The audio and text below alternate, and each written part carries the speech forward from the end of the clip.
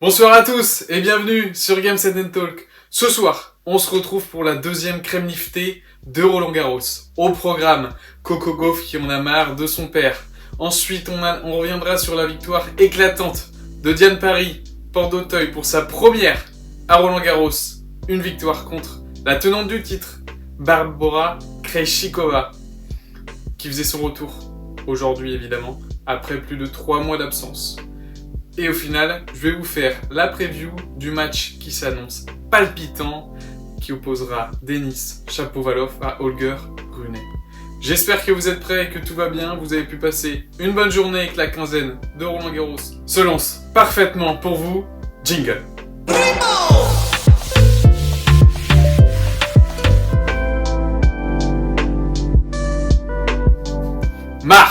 Elle en a marre, Coco Gauff. Elle en a marre du coaching permanent de son père. Elle lui dit même « Contente-toi d'applaudir et ne dis rien pendant le match ». Ce n'est clairement pas la première fois, et ça ne sera pas la dernière non plus, que le père et coach de Coco Gauff interviendra en plein match pour faire du coaching. L'arbitre a vu tout ça et lui a donné un avertissement. Elle qui dit qu'elle est un peu dépourvue parce qu'elle n'arrive toujours pas à le contrôler et qu'elle lui répète sans arrêt qu'elle veut qu'il l'applaudisse juste pendant son match et qu'ils ne disent rien du tout. L'explication de l'arbitre sur cet avertissement, qui a d'ailleurs surpris Coco Gauff, c'est que son père a apparemment fait des gestes qui étaient interprétés comme du coaching. D'ailleurs, l'américaine déclare que c'est la première fois qu'elle reçoit un avertissement pour ce cas-là.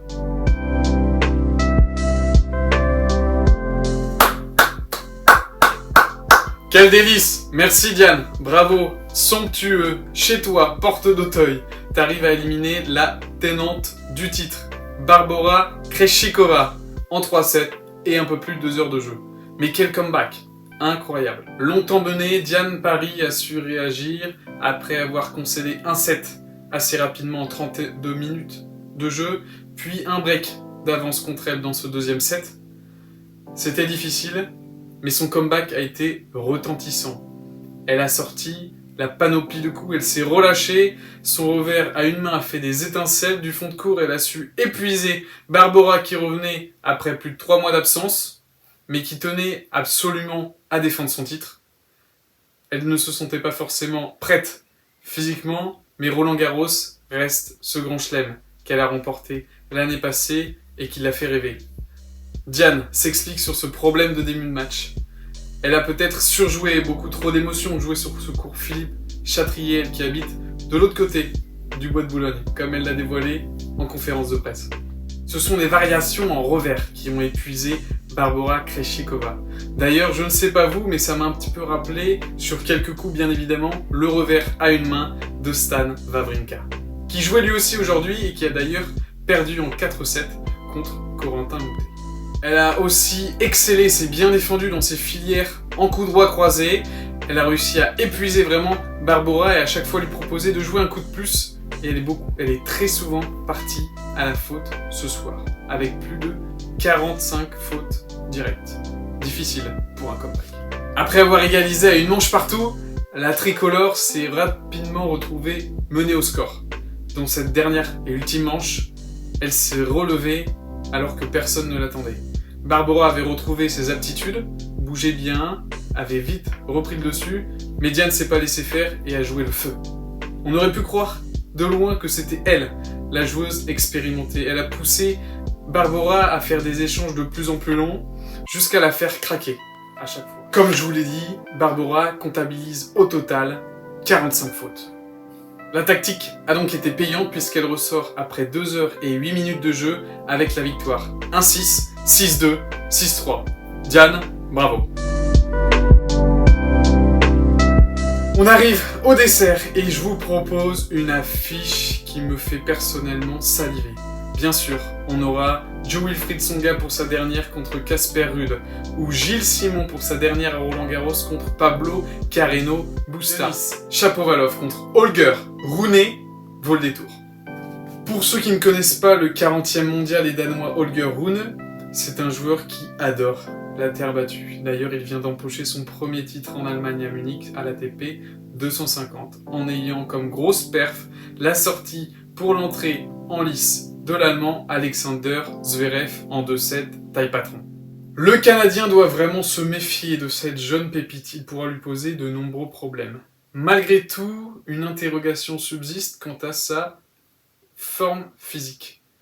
Holger Rune, qui enchaîne les tournois depuis 1 an maintenant pour gravir les points et les échelons plus vite que la musique, crampe beaucoup. Holger Rune, c'est le prototype du jeune joueur complet. Très bon service, très bon coup droit, il maîtrise parfaitement les échanges en fond de cours en revers, les variations aussi, ses amortis sont toujours très bien touchés et au filet, il est presque injouable. Holger Rune a d'ailleurs un petit péché mignon, celui de venir terminer la plupart de ses points au filet. Il a cette attirance folle vers le devant du coup.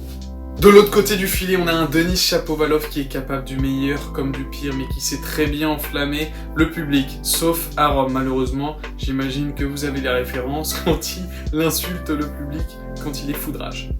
Après, c'est un joueur qui est vraiment très puissant, qui se déplace bien et qui, avec ses coups liftés, va vraiment enflammer Roland Garros. Cette saison sur terre battue, Shapovalov, c'est seulement 4 victoires pour 3 défaites, dont un quart de finale plutôt disputé contre Casper Ruud à Rome.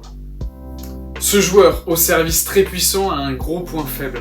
Au filet, il volley très mal.